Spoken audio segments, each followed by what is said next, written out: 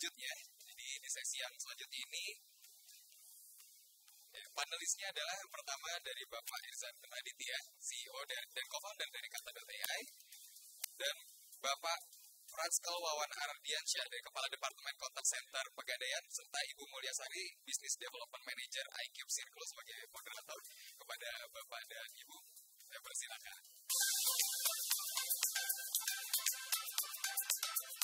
Sekaligus saya alihkan forum kepada Ibu.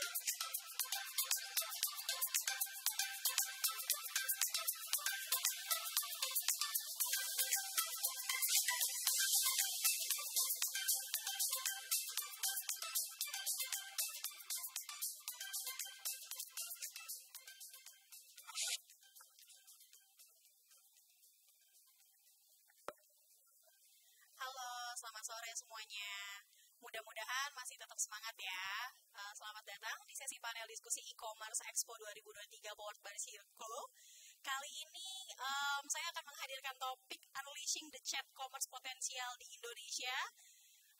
Dalam sesi kali ini kita akan sama-sama menggali lebih dalam tentang bagaimana kehadiran chat commerce untuk perlu diantisipasi oleh para pelaku bisnis karena dapat mengubah cara bisnis berinteraksi dengan pelanggan. Nah, sebelumnya mungkin saya perkenalkan diri kembali. Saya dengan Ayu Mulyasari sebagai Business Development Manager dari iCube by Circle yang akan menjadi moderator pada sesi kali ini. Dan telah hadir juga di tengah-tengah kita, mungkin tadi sudah diperkenalkan gitu ya, bahwa ada para praktisi yang memang sudah berpengalaman di industrinya, khususnya dalam memanfaatkan potensi dari chat commerce. Saya perkenalkan kembali, ada Pak Irzan Raditya sebagai CEO dan juga co-founder Kata.ai. Kemudian ada Pak Franskal Wawan Ardiansyah sebagai Kepala Departemen Contact Center dari Pegadaian. Oke, dengan ini mungkin saya mau tanya kabarnya dulu kali ya Pak. Mungkin tadi sudah melewati perjalanannya macet karena ini weekend gitu ya. Mudah-mudahan keduanya dalam keadaan sehat ya Pak. Semoga sehat. Baik, nah sebelumnya mungkin boleh dibantu dulu share materinya.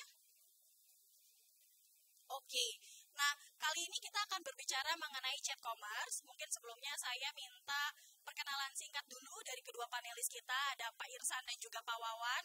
Boleh mungkin perkenalkan Kata.ai sendiri seperti apa? Seperti itu, silakan Pak Irzan. Baik, terima kasih banyak Mbak Ayu, terima kasih banyak teman-teman Circle atas undangannya. Senang bisa di sini. Selamat siang menjelang sore semuanya. Kata.ai adalah perusahaan bergerak di bidang conversational AI atau bidang AI yang fokus kepada percakapan atau chatbot istilahnya. Di mana fokus kami membantu para bisnis skala besar terutama untuk meningkatkan customer engagement mereka dengan pelanggan mereka melalui berbagai macam aplikasi chatting termasuk WhatsApp, Telegram, Instagram DM, termasuk web chat dan juga chat dalam aplikasi juga. Nah, itu bisa digunakan berbagai macam hal dari mulai customer service, marketing untuk lead generation, dan sekarang fokus adalah chat commerce. Jadi bagaimana dari chat menjadi conversion, dari chat menjadi transaction. Nah, saat ini Kata.ai alhamdulillah sudah dipercaya lebih dari 200 perusahaan Indonesia berbagai sektor, dari layanan finansial seperti Pegadaian di sini. Makasih Pak Wawan sudah hadir. Lalu telekomunikasi, retail, consumer goods dan lain-lainnya. Dan kami sudah memproses lebih dari 2 miliar percakapan selama 6 tahun terakhir. Kurang lebih itu Mbak Ayu, terima kasih. Ya, terima kasih Pak Irzan atas pemaparan singkatnya mengenai Kata.ai. Pak Wawan boleh dibantu, mungkin sebagian besar sudah tahu ya, memang sudah terkenal ya PT Pegadaian. Mungkin boleh diperkenalkan kembali secara singkat PT Pegadaian sendiri. Silakan Pak Wawan. Terima kasih Mbak Ayu. Salam kenal Bapak Ibu sekalian. Pegadaian sendiri sebenarnya sebuah perusahaan yang sudah lumayan tua, berdiri semenjak 1901. Jadi sudah lebih dari 100 tahun kita ada untuk Indonesia gitu.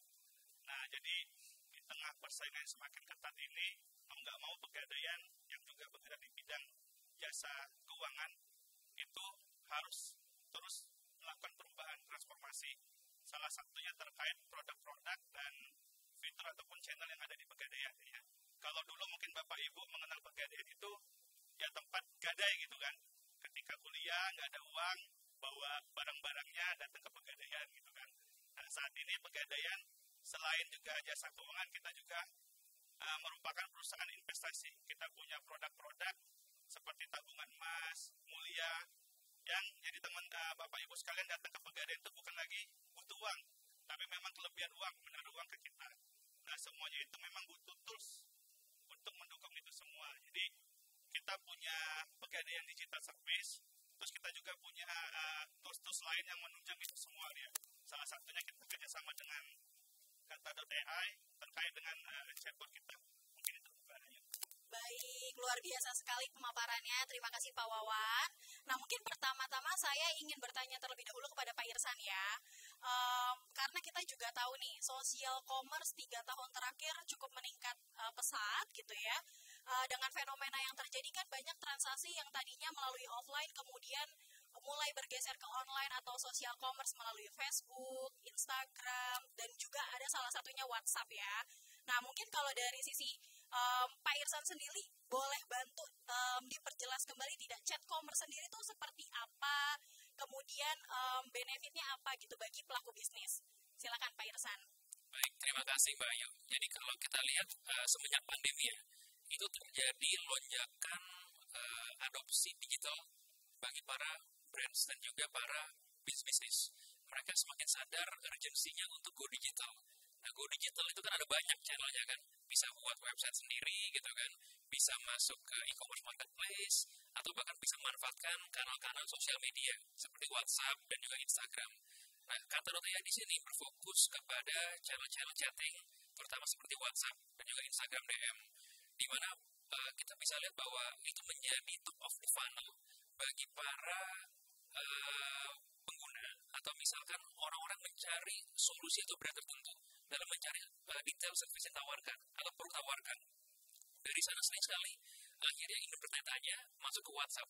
Jadi bedanya ketika ke e-commerce, kalau kita ke e-commerce mungkin kita masih browsing, kita masih ada cari-cari sesuatu.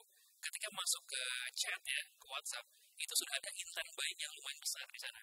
Jadi artinya apa? Artinya konversinya harus lebih besar di sana. Nah, dengan adanya solusi chat commerce ini, kita melihat bahwa banyak sekali permasalahan dihadapi oleh brand dan juga perusahaan besar seperti Pegadaian di sini dengan lonjakan traffic yang datang dari pengguna atau pelanggan di sana. Itu susah di-handle dengan jumlah admin atau jumlah agent yang terbatas. Jadi ada isu skalabilitas itu satu. Yang kedua, isu availability.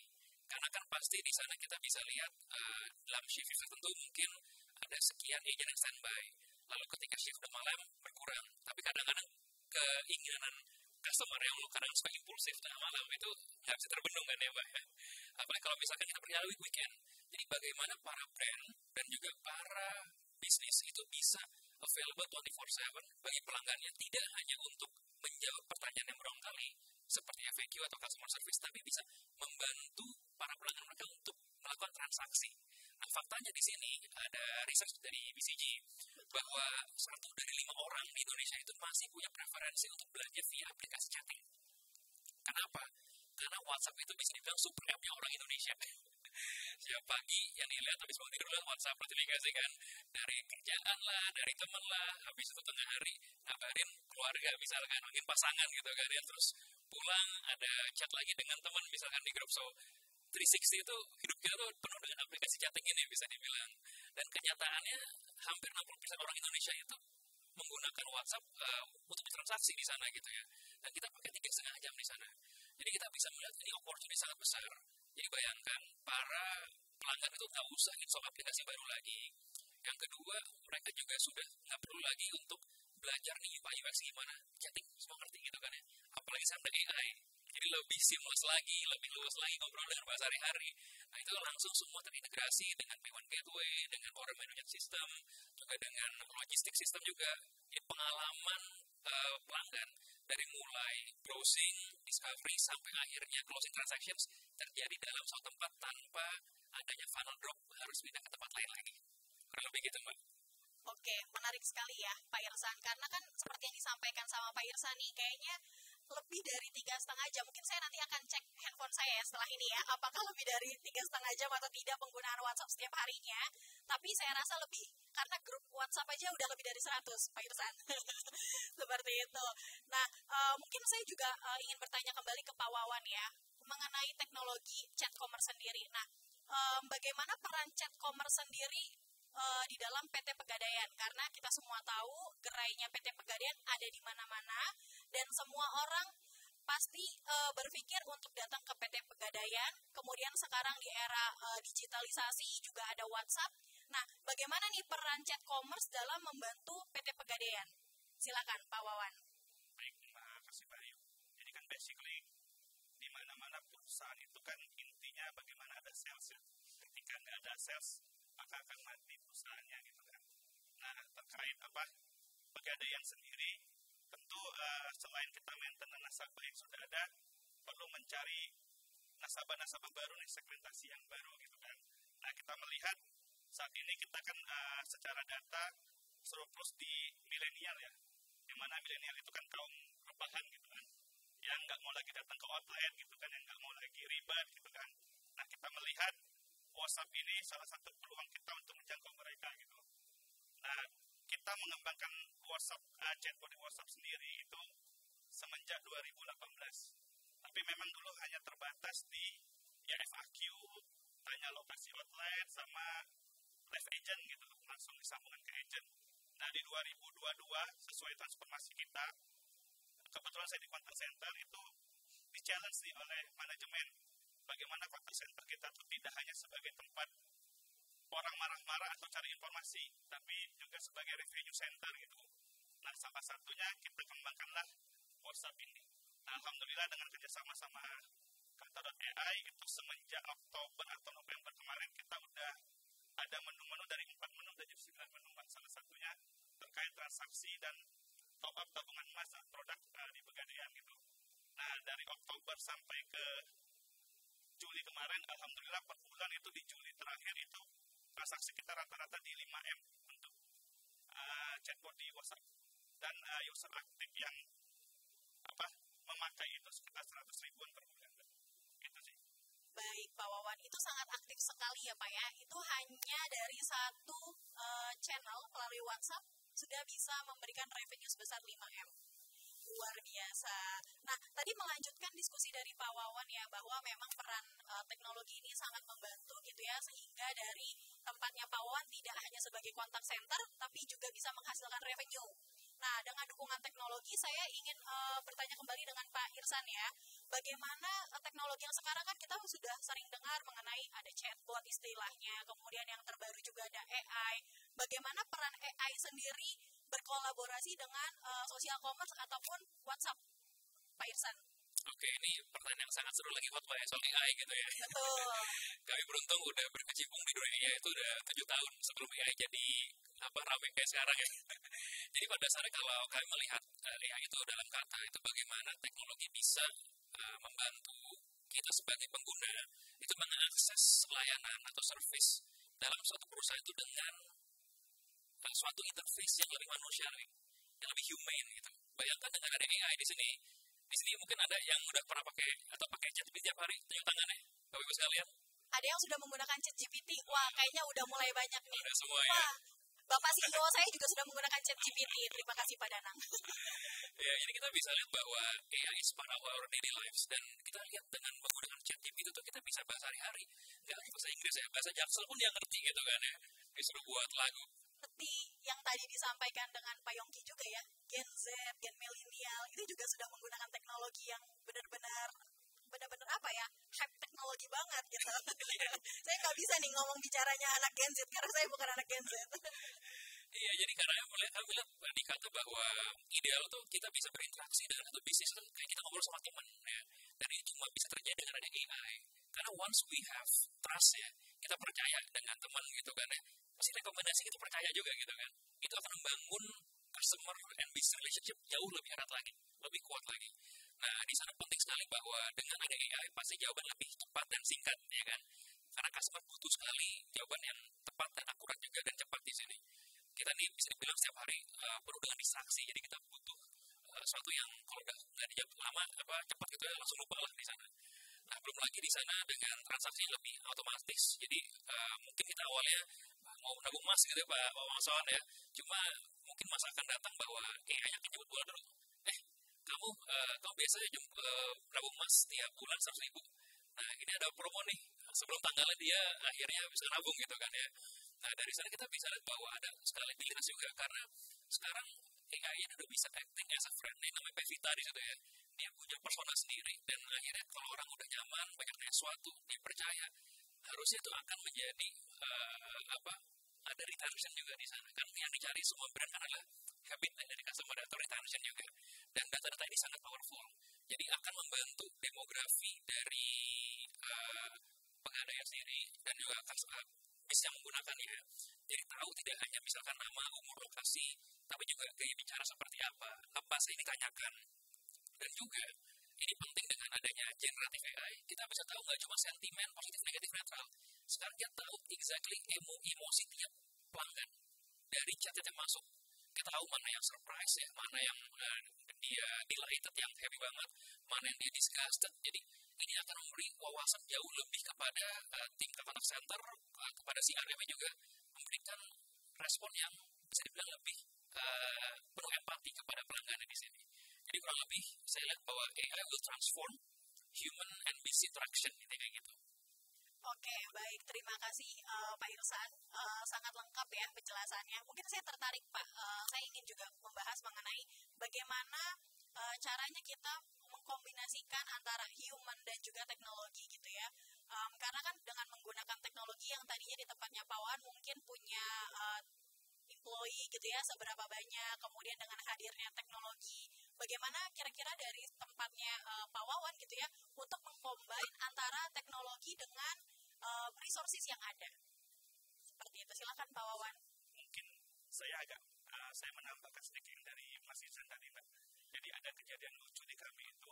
Jadi ada nasabah kita bapak-bapak itu ngechat Pevita kita tadi, chatbot. Mungkin karena udah nyaman, sering chat-chatan, terus dibaca oleh istrinya.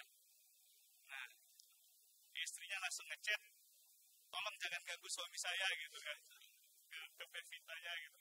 Nah, jadi interaksi memang benar-benar udah soft ya Mbak. Jadi antara robot dengan human gitu kan. Nah, terkait tadi memang di kami itu, ya alhamdulillah kita bisa mengefisienkan dan mengefektifkan resources yang ada Mbak. Jadi kita bisa mengurangi lumayan besar agent yang harus berdiri di depan. Jadi dengan adanya chatbot ini ya kita bisa menyerahkan hal-hal yang tadi, nanya outlet, nanya lokasi, pembayaran, itu bisa langsung di chat. Ketika memang ada hal-hal yang lebih dalam, yang lebih mendetail, itu kita sediakan menunya, itu yang terhubung langsung ke agent. Jadi tidak perlu agent itu langsung standby banyak gitu, itu sih ininya. Baik, terima kasih Pak Wawan. Jadi memang disesuaikan dengan fungsinya ya Pak. Yang tadinya pertanyaan umum memang diperlukan resource untuk menjawabnya, sekarang sudah dibantu dari sisi teknologi. Mungkin namanya nanti bisa diganti Pak, Pevita Pierce. Oke, nah baik, mungkin pertanyaan terakhir ini perlu dijawab oleh kedua panelis ya, baik dari Pak Wawan maupun Pak Irsan. Saya juga pengen tahu ke depannya mengenai teknologi gitu ya, kemudian penggunaan AI, ChatGPT dan yang lainnya. Dari sisi kata.ai, bagaimana melihat perkembangan teknologi ke depannya, terutama untuk chat commerce dan juga AI? Oke, jadi kalau kita lihat perkembangan teknologi, terutama AI ini sangat rapid ya, beberapa tahun ke belakang bisa dibilang. Dan kami pun melihat ini menjadi opportunity bagaimana kita membantu para bisnis bertransformasi dengan teknologi yang bisa dibilang semakin mutakhir juga. Nah, fokusnya kalau kami lihat AI di sini yang kami cari adalah bagaimana meningkatkan customer experience. Jadi yang paling penting adalah bukan lihat teknologi dulu, tapi bagaimana objektifnya. Objektif yang meningkatkan customer experience sehingga otomatis meningkatkan juga customer satisfaction dan juga mungkin ke arah sales, ke revenue juga, karena pentingnya harus cuan kan kita kalau bisnis ya. Nah dari sana teknologi yang ada saat ini kami sedang mengeksplor namanya large language models, itu LLM, itu salah satu teknologi yang dibalik ChatGPT atau misalkan model AI canggih lainnya, generatif AI. Nah ini sedang kita siapin dia bawaannya ke sana ya, jadi lebih semakin seamless lagi ngobrol sampai Vitanya, siapa tahu ada yang jadi kesepian ngobrol sama dia juga. Dan ini kita mau baru chat gitu ya, Bapak sekalian. Dan the most natural human tool itu nggak cuma tangan kita, suara kita. Jadi siapa tahu kita bisa pakai voice note tadi ngobrolnya. Mau beli emas dong gitu ya, cari pegadaian di daerah ABC di mana sih gitu kan ya, dan dibalas dengan suara lagi, itu mungkin kan sih. Belum lagi nanti kalau misalkan untuk mendekatkan dengan pelanggan lagi ada avatar-avatarnya yang emang antara gabungan AI dan juga ada animasi yang sangat realistis. Jadi perlu adanya emotional connection antara pelanggan dan juga dengan bisnis, dan ini dibantu oleh AI. Itu kami lihat sih, Mbak. Ya, betul-betul. Jadi menarik banget ya, karena kedepannya semuanya akan memberikan seperti yang tadi disampaikan ke Pak Yongki. Saya ingat statementnya adalah shopping experience ya kedepannya. Oke, baik. Kalau dari sisi Pak Wawan, bagaimana Pak? Kedepannya berarti kan akan mengadop teknologi yang terbaru juga ya dari Kata.ai. Atau dari PT Pegadaian ada punya planningnya kedepannya seperti apa nih dalam melakukan digitalisasi? Baik, kalau dari ruang lingkup kami yang di contact center, itu memang kita melihat chatbot ini memang masih sangat besar untuk dikembangin gitu. Dan kita sudah intent dengan Kata.ai itu pengembangan berikutnya seperti apa. Karena ya kita tidak akan berhenti sampai di sini gitu kan. Salah satunya saat ini kita sedang mengembangkan nasabah prioritas kita melalui chatbot tadi. Terus voicebot juga kita sedang kembangkan seperti itu. Baik, berarti mungkin di sini yang sudah menjadi nasabah PT Pegadaian ke depannya selain menggunakan teknologi AI sebagai chat gitu ya, bisa menggunakan voice nih ke depannya. Oke, menarik sekali. Terima kasih Pak Wawan. Sebelum saya tutup sesi kali ini, ada pertanyaan, mungkin satu pertanyaan. Silakan.